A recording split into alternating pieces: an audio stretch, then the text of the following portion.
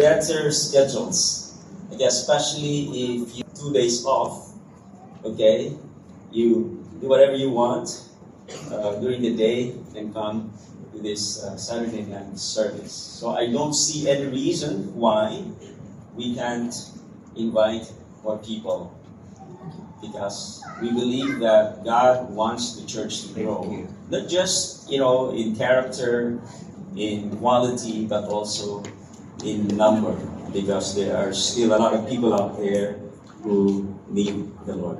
I'm very excited tonight because my favorite first granddaughter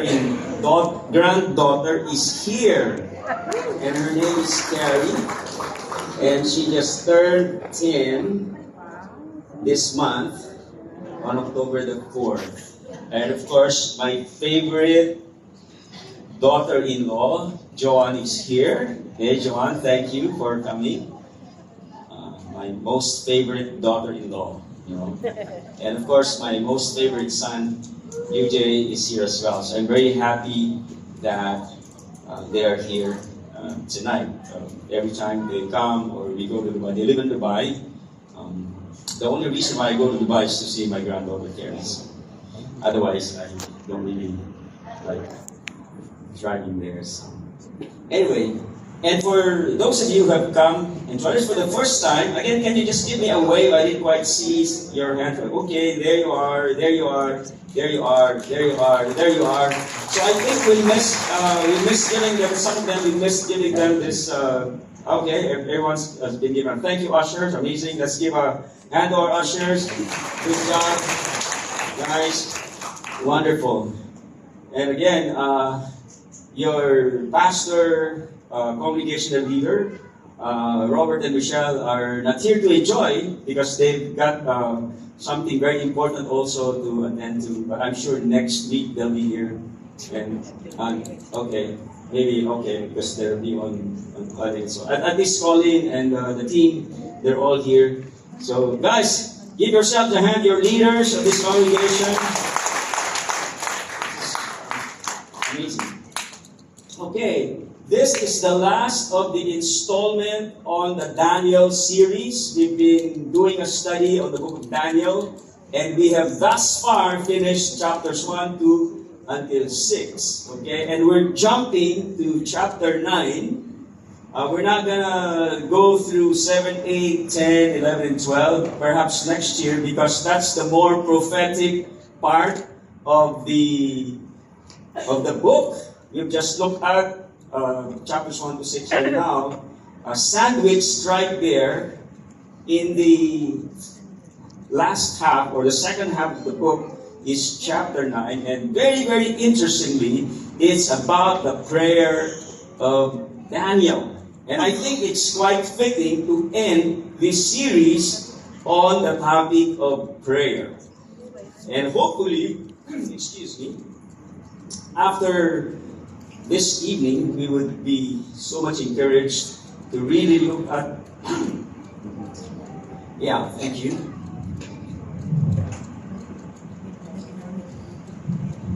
To really look at prayer in terms of our relationship with God and so forth. So I pray that we will all be encouraged tonight after we hear God's word. So let's all stand as we read the first 11 verses of chapter 9.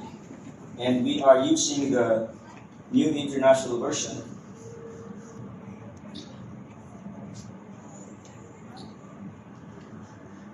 The New International Version for our reading. First verse. In the first year of Darius, son of Xerxes, a Mede by descent, who was made ruler over the Babylonian kingdom, in the first year of his reign, I, Daniel, understood from the scriptures, according to the word of the Lord given to Jeremiah the prophet, that the desolation of Jerusalem would last 70 years. So I turned to the Lord God and pleaded with him in prayer and petition, in fasting and in sackcloth and ashes. I prayed to the Lord my God and confessed, Lord, the great and awesome God who keeps His covenant of love with those who love Him and keep His commandments. We have sinned and done wrong. We have been wicked and have rebelled. We have turned away from your commands and laws. We have not listened to your servants, the prophets, who spoke in your name to our kings, our princes, and our ancestors, and to all the people of the land. Lord, you are righteous, but this day we are covered with shame.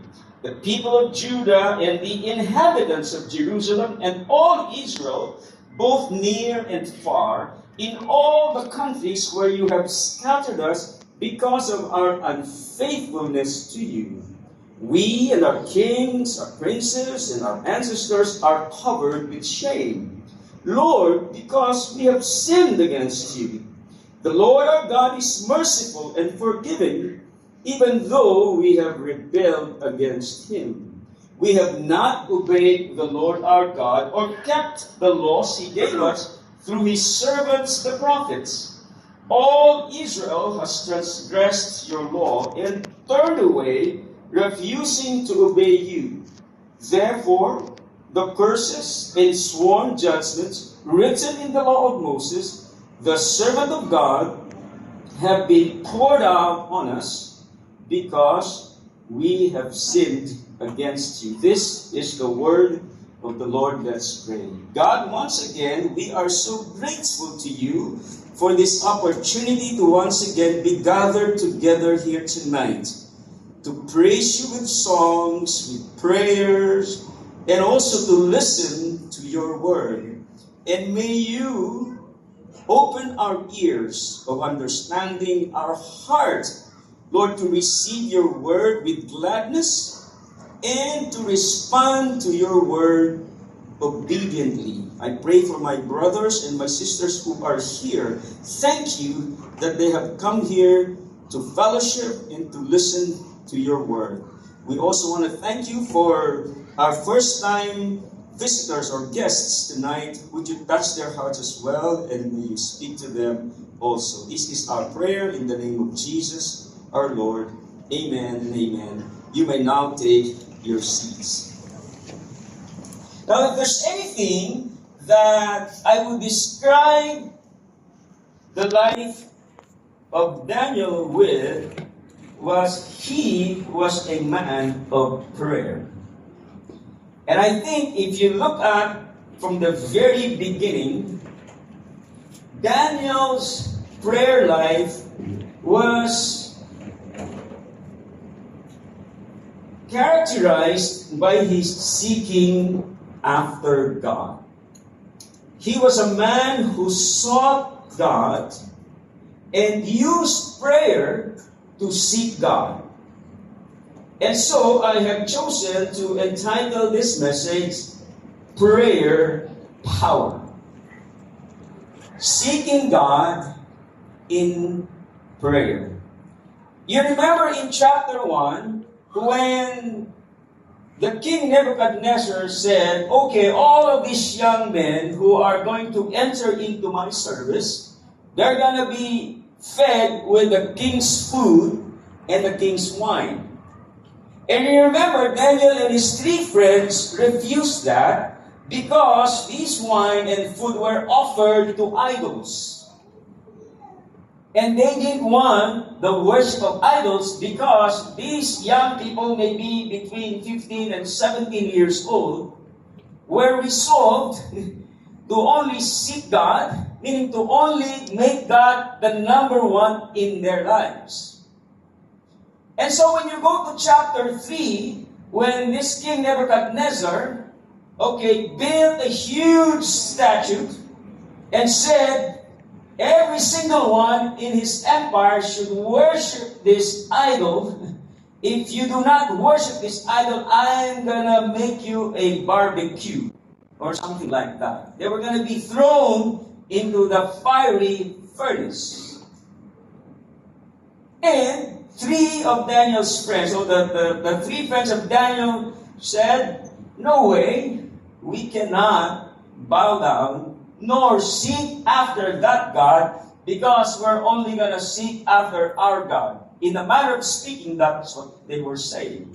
And they said, if you throw us into that fiery furnace, O king, we believe that our God, whom we seek after, if I might add, would deliver us from that furnace. But just in case God doesn't answer our prayers and allows us to be burnt there like fried chicken or something, still, he would seek God.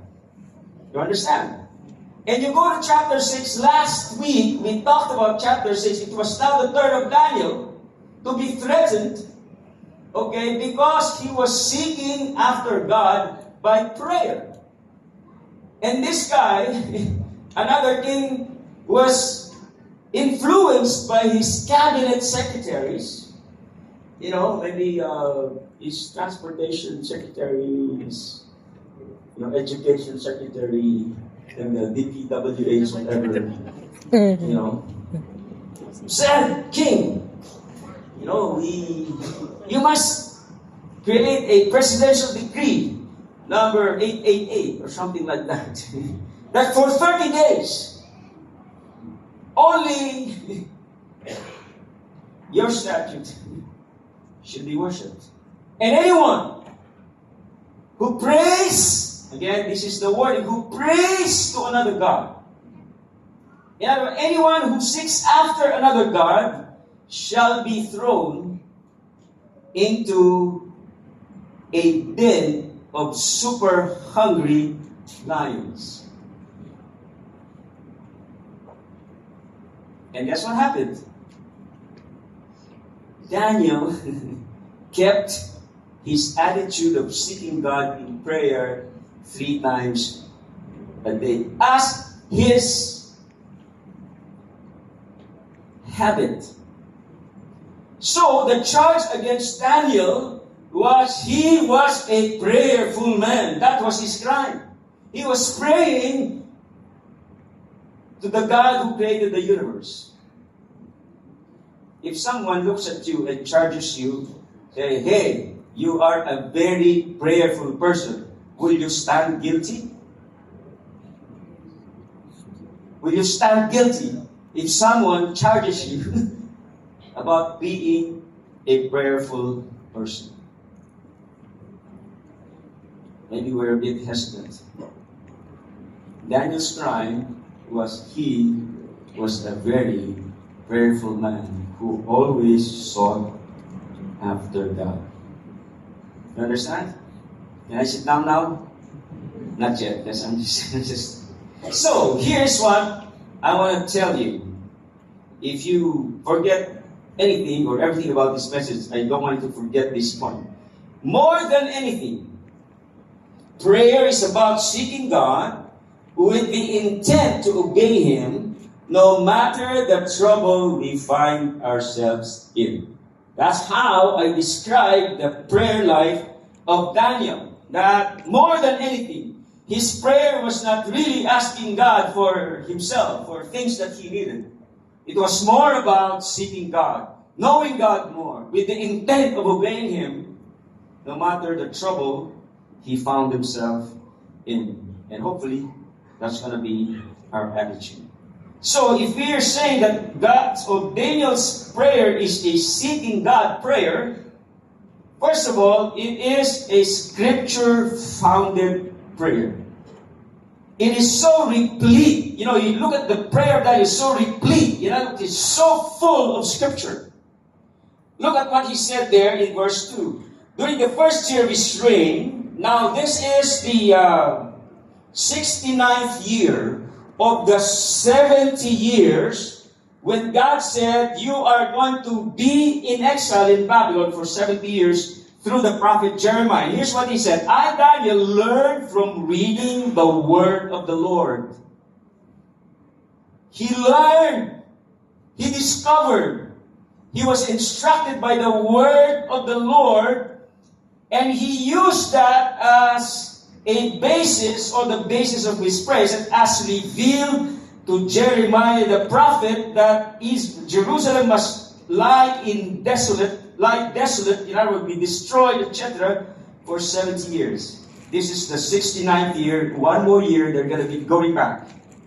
So, Daniel was already anticipating the return because he goes back to his scripture and read what Jeremiah the prophet wrote. So I turned to the Lord and pleaded with him in prayer and fasting. In fact, he said he also wore rough burlap, sackcloth, which is not a fashion dress. It was rough. It was not easy to wear. It speaks about someone in deep mourning and grieving. And sprinkled myself with ashes. Again, this is symbolic of a person who is so deeply in prayer and seeking God. He said, I prayed to the Lord my God and confessed, O Lord, you are great and awesome God. You always fulfill your covenant and keep your promises of love to those who love you and obey your commands. Now, if you look at his prayer, he was actually quoting Deuteronomy, he was quoting Leviticus, he was quoting the Psalms, he was quoting the scriptures. In other words, Daniel's life was filled with so much God's word in his life. That's why when he prayed, God's word were coming out of his mouth. And believe you me, when we pray using God's word, it's powerful. Because it's saying to God, God, here's what you said. You said, you are my shepherd, and I shall lack nothing. You said, you will never leave me nor forsake me. And we throw those prayers to God based on His word. And that's why it's so good to read our Bible and pray every day. Read your Bible, pray every day, and you grow. That may be a children's song, but it's so true. Because if you don't have the Word of God in you, when trials and tribulations come, alas, you have nothing to stand on. Man, this Daniel, and in those days, they didn't have the Bible as we have them now. Like the English translation of the Bible is like 400 or something. And they had just one copy of a scroll. And they couldn't carry it. It had to stay somewhere in a synagogue or something like that. But they were an oral culture, so they memorized scripture. Tremendous memorization. And Daniel, when he was praying, he wasn't reading a physical copy of the Torah or the Old Testament. Because it was, in the words of the psalmist, thy word have I hidden in my heart, that I might not sin against you. So we see here that Daniel, more than anything, prayer is about seeking God with the intent of obeying Him, no matter the trouble he was in. His prayer was replete with God's Word. And he always tried to seek God through prayer. I remember about 15 years ago, my friend Myung and Gretel had twins. And their names were Isaac and Joy. But Isaac and Joy were born with a rare brain condition that caused their neurological impairments.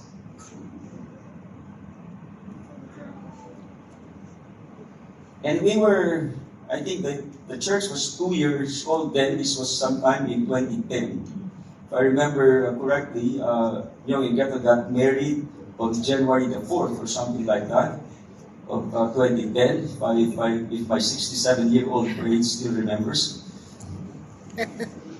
So in October that year, of course we were so very happy. But then our happiness turned into some kind of a trouble or sadness because of the condition of the twins. And my goodness, if you were parents and you were expecting to bear, especially twins, we were all super excited. The church was kind of small then. This was 15 years ago. So it was a devastating trial. But we watched Neil and Bethel weather that through. Because they turned to prayer. They turned to seeking God. And can you imagine having such a trial? It's hard enough for your child to always get sick. How much more this condition? No medical solution. Nothing whatsoever. And Isaac passed after 2 years, if I'm correct, young, about 2 years.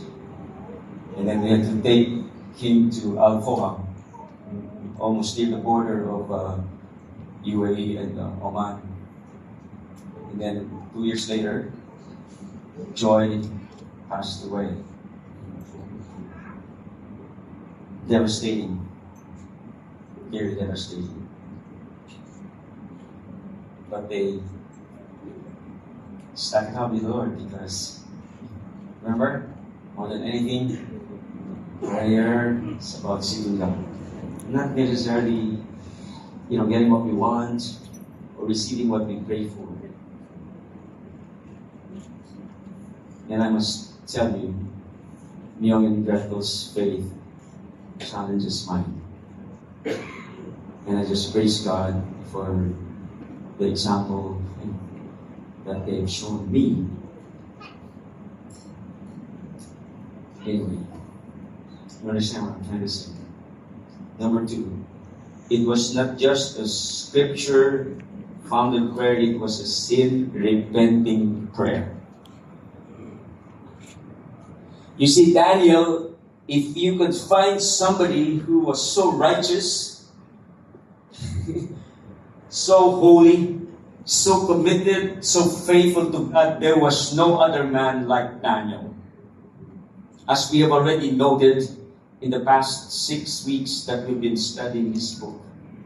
And yet, he said, we have sinned, verse 5, and done wrong. We have been wicked, rebelled, turned away, not listened. Lord, you are righteous, but we are covered with shame. We are unfaithful, Lord. We are covered with shame. We have sinned against you, on and on and on. You go down to verse 9. Lord, you are merciful, even though we have rebelled against him, not obeyed you, Lord. We have transgressed your law. We have turned away. We refuse to obey you. We have sinned against you. Boom, boom, boom, boom. Why was he doing that? He was identifying with the people who rebelled against God. He did not say, Lord, forgive them. Not like me. I'm loyal to you. No, he said, Lord, forgive us. Because there's only one in Daniel's mind and in his theology, there was only one righteous, it was God.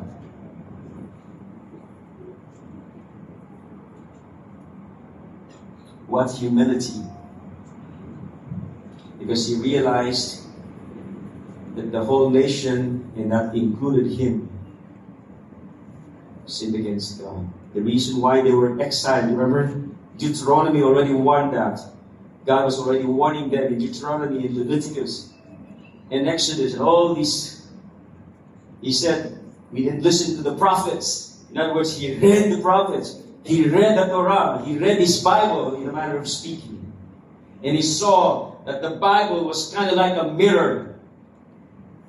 Like every morning you wake up, the first thing you do, or one of the first things you do is to look yourself in the mirror, right? What do you see there?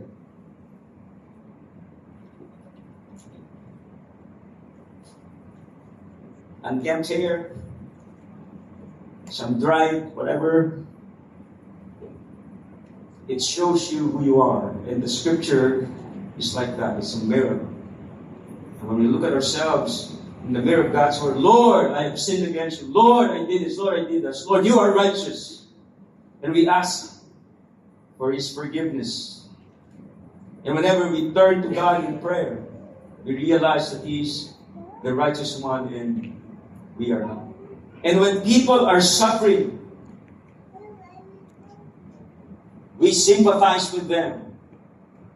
We don't tell them, oh, that's happened to this guy because, he's not reading his Bible. Oh, that guy, is no longer attending his CG. And we begin to compare ourselves, thinking that we are better off than that person who is suffering. We don't do that. That is unrighteous. That's not God-like. We empathize with people who are going through, like here. Daniel was empathizing with his people. Lord, the nation that you love, we whom you love, have rebelled against you. That Jerusalem, supposed to be the symbol of your presence, has been ransacked and has been laid in ruins. Lord, where are we going to go back? One more year, and they're supposed to be, these things should be over. And of course, they did go back, but they did not remain faithful to God. They still went on their own way.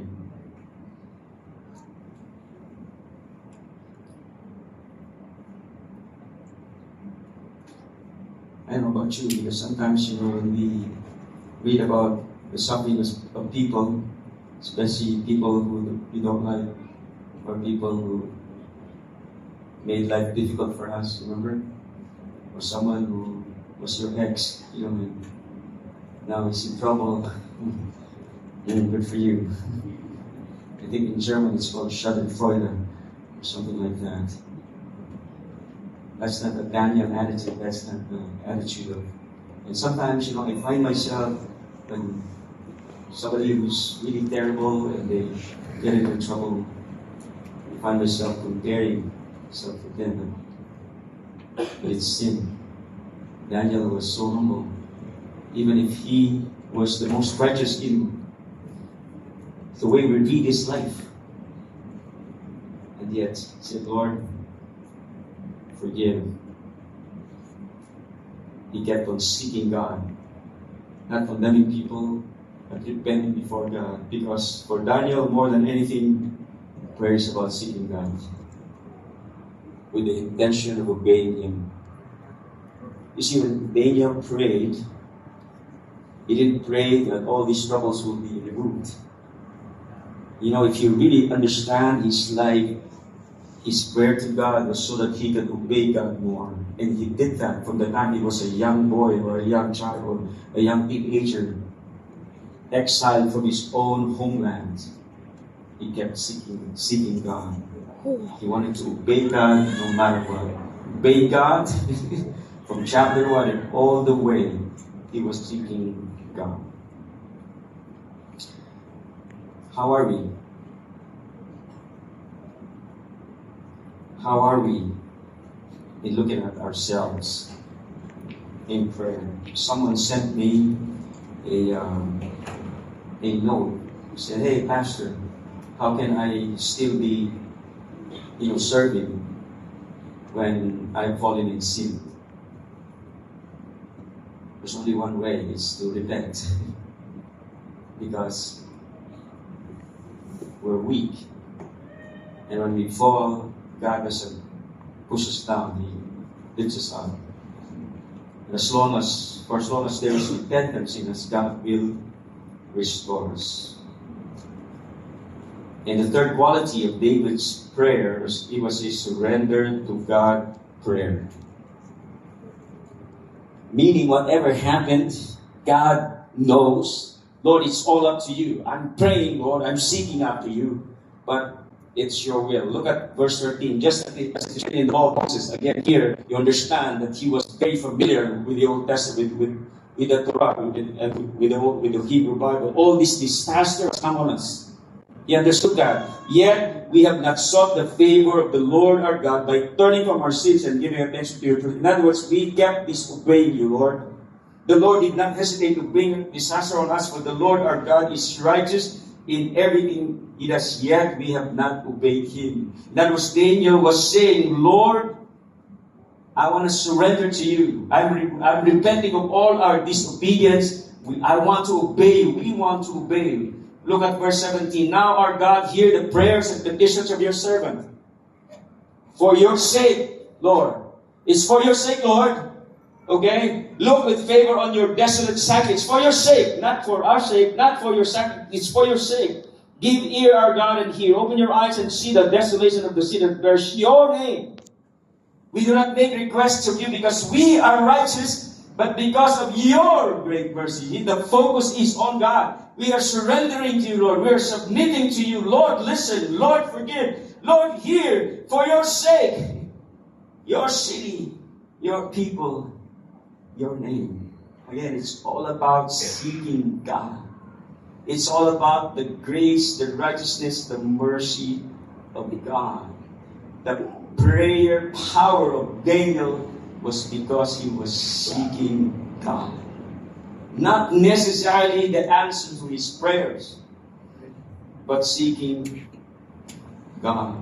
You know, how many times have I prayed? I just want this, Lord, want that, Lord. Only to realize that my greatest need is God Himself. Last night, our team, our Friday team, was having a farewell party for a family who's been involved in our music team. And this family, Seo and Anna, about 2 or some years ago, Anna was diagnosed with cancer. And that was devastating for them. And what Sarah was saying, hey Lord, why did this happen now? We've been very active serving you. You know, we're giving our lives to you. Why did this happen? And then he came to the realization that God is there. That God knows. And it was just so neat to hear their testimony last night. How somehow God turned their situation around. Rather than focusing on this particular sickness, they focused on the greatness of God in their lives. Wow, I said, my goodness, we must be doing something right in this church. For people to have such a perspective. Of course, we're a little bit sad that they are leaving us, but we're happy that they're going to go to another place and continue the way that they've been seeking God here, there. That their lives will focus on praying to God and seeking Him no matter what happens. That's amazing, isn't it? So again, more than anything, prayer is about seeking God with the intent to obey Him no matter what the trouble is. And if you look at chapter 7, 8, 10, 11, and 12, these are all the visions that God showed to Daniel. In fact, it overwhelmed him. If you read the last verses of chapter 8, he even got sick. But it was so heavy on him that he got sick by just absorbing all the vision of the future. Not just the present state of Jerusalem, not just the future of Jerusalem, but the future of the world. Where he prophesied the coming of the Anointed One, the Son of Man, who would establish His kingdom on earth. That's just amazing to me. And you know what? God did come and shared an answer with Daniel. Because in verse 23, if you read the other verses there, God sent the angel Gabriel as part of God's answer to the prayer of Daniel. As soon as he began to pray, this was the angel Gabriel speaking to him, a word went out, which I have come to tell you, for you are highly esteemed. In other translation, it says highly loved or greatly loved. You'll find this same thing, when Mary was pregnant with Jesus, you are highly favored. The same angel Gabriel said that. Therefore, consider the word and understand the vision. Here is now. As he was praying, the answer of God, boom, came. Have you ever experienced that? You're praying and then boom. Brother Ryan, who was exhorting last week, I believe, during our OPM, our original, our online prayer meeting. And he was exhorting about prayer and things like that, and he was asking for prayers for his company and things like that. 8 o'clock, I think, or something, the prayer meeting was not yet over. His phone rings, and he could not answer it because it was from his boss, I think. And there was a project, a very, very big project for their company because they were trying to pray for more. And I said, my goodness, this is like Daniel. In the middle of your prayer, God, boom, here's your answer. That's amazing, isn't it? Of course, that's not always our experience. Right? Sometimes our prayers are not answered or are answered in a different way. But this is amazing. This is Daniel, coming in, the angel Gabriel coming in, said, this is it. 77s are decreed for your people. Remember that the 70 years, and then 77 is like 490. These are all very, figurative language are decreed for your people. What I like about this is this. Look at those words in red. Finished transgression. That's God's answer through the message of Gabriel. Number 2, to put an end to sin. Number 3, to atone for wickedness. Who can do those 3 things? Who can? Who can? Jesus. So prophetically, the angel Gabriel was answering the prayer of Daniel, not just his prayer for Jerusalem in the now, but in the future. It's not just for Jerusalem, but for the entire world. And look at the next 3. Bring in everlasting righteousness. Who can do that? Only Jesus. He's going to come again and He brought righteousness to us now because we've been saved by grace through faith. We experience heaven here in the now. But there's going to be a not yet. And this is a not yet. When Jesus comes, He will bring in an everlasting righteousness. He's going to rule this world with righteousness. All the injustices will be finished. Those people who were not caught here, escape justice here. When Jesus comes, He will make all things right. Seal up vision and prophecy. In other words, He will fulfill all of His vision and prophetic words that Daniel was given. And who can do that? Jesus. And then anoint the most holy place. In other translations, it actually anoint the most holy one. And who's the most holy one? It's Jesus. It is in the context of the future. Maybe next year, like I said, we might study the prophetic side of Daniel. We're not doing that this time, but maybe next year we're going to do 7, 8, 10, 11, and 12, or something like that, inshallah. But here, in the light of what's gonna happen to Jerusalem and what's gonna happen to the rest of the world, Jesus comes in. He was prophesied here. He's coming again. And that's why Daniel kept praying. Daniel's life was dedicated to God, seeking God more than anything. And as we go to the New Testament, in 1 Thessalonians chapter 5, one of the themes of the 1 Thessalonians is the coming again of Jesus. So there's a connection between the message of Paul to the Thessalonians about Jesus coming back.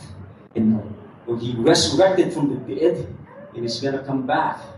He's going to redeem this earth. He's going to come in righteousness. The same prophecy. And Daniel was in a very, very difficult environment of godlessness and anti-God. And yet God said, the time is coming when the kingdom of this world, in another passage of the Bible, will become the kingdom of our Lord Jesus Christ. And in the same way, Paul was exhorting the Thessalonians, hey, the day of the Lord is coming. And one of the best ways to live our lives as we wait upon the coming of Jesus. What did he say in verse 17? Pray without ceasing. Or in other translation, pray continually. Isn't that what Daniel was doing? He was constantly in prayer. Why? Ask me why. It's there. It's the what? It's the will of God. And that's why Daniel was always surrendering to the will of God, and he was partly expressing that through prayer. And he was waiting for them to return to Jerusalem, but also he was prophesying the coming of the Messiah.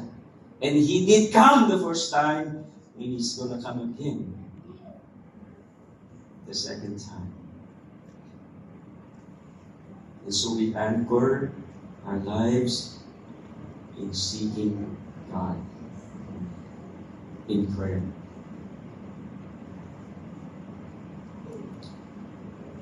Thursday morning,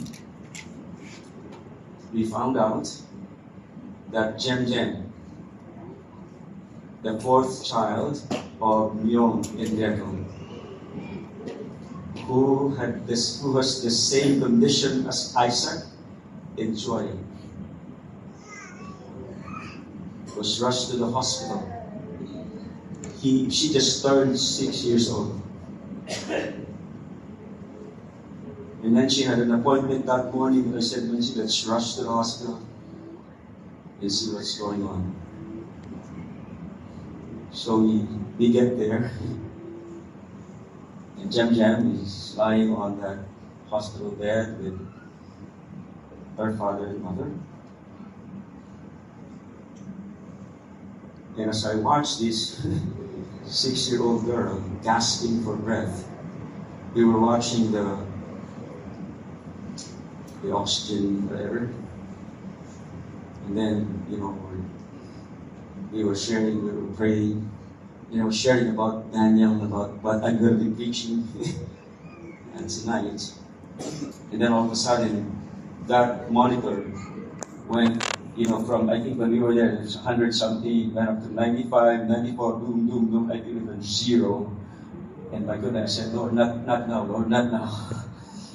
Because, I couldn't look at her. The doctors came in. There's like 15 doctors and nurses came into the room, and I was just looking at the wall because I couldn't bear the sight of Jem Jem just gasping for breath. And I looked at Young and Gretel. Was just okay. The doctor told them that Jem Jem had lived longer than the expected years for children with that kind of condition. 5 years below, not more than 5. Jem Jem is 6 years old. So in other words, she passed that limit. And I was looking at them and said, Lord, this is the third child. The third child. The same condition as the first two. Of course, God gave them another child, Andy, who's now 11. Gonna be 11 next month. She'll be 11. Andy, you see her, she's brilliant, very smart. And certainly she loves her sister, Jem Jem. And again, I was looking at them and said, how can this couple stand such huge, difficult, humongously difficult time? There's also one answer when the doctor asked Gretel, how can you do this? He said, it's by the grace of God. Because this couple had been seeking God all the time. And prayer power is one of the keys that God is using to strengthen their faith, to strengthen my faith, actually. So again, let me remind you, for the, I don't know, nth time. More than anything. Prayer is about seeking God in Christ. Never for this is the will of God in Christ Jesus, with the intent to obey Him. No